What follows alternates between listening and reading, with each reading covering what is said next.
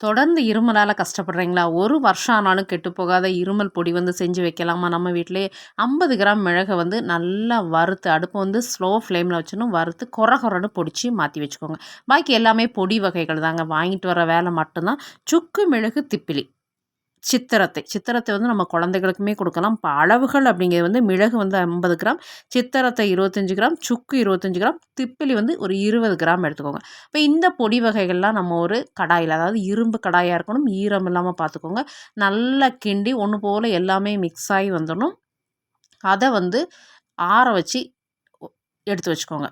ஒரு டப்பாயில் போட்டு வச்சுட்டிங்கன்னா அப்படின்னா, அதாவது நம்ம எடுக்கும்போது கரண்டி வந்து ஈரம் இல்லாமல் பார்த்துக்கணும். 1 வருஷம் இல்லை 2 வருஷத்துக்கு கூட நம்ம வச்சுக்கலாம்.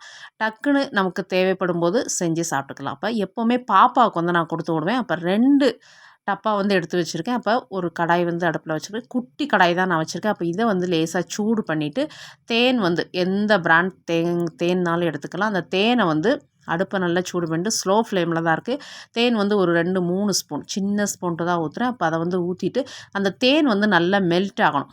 இப்போது நம்ம செஞ்சு வச்ச அந்த ஒரு பொடியில் ஒரு 1/2 ஸ்பூன் மட்டும் போடணும்.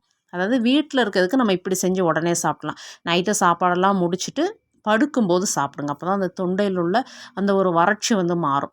கலரே பாருங்கள் அவ்வளோ அழகாக இருக்குது. பாப்பாவுக்கு வந்து எப்போவுமே நான் ரெடி பண்ணி கொடுத்துவிடுவேன். தேனில் மிக்ஸ் பண்ணி எப்போவுமே கொடுத்து விட்ருவேன். எவ்வளோ நாளானாலும் அது கூட ஒரு பவுலும் 2 கரண்டி மாற்றி மாற்றி எடுக்கிறதுக்கு நான் கொடுத்து விட்ருவேன்.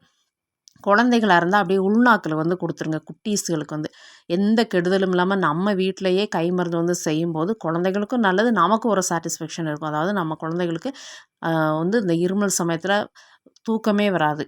அப்போ அப்படி செஞ்சு கொடுக்கலாம். தேங்க்யூ.